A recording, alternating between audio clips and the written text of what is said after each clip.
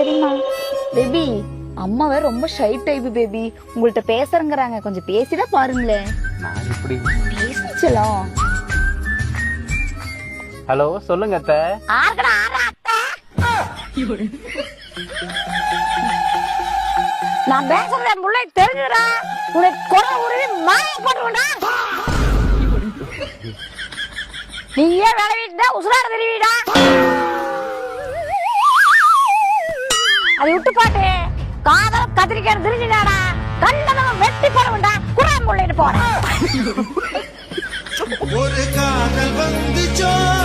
அம்மா வேற ரொம்ப ஷை டைப் பேபி. பேசிட்டியா பேபி? பேசிட்டேன் பேபி. என்ன அம்மா கல்யாணத்துக்கு ஓகே சொல்லிட்டாங்களா?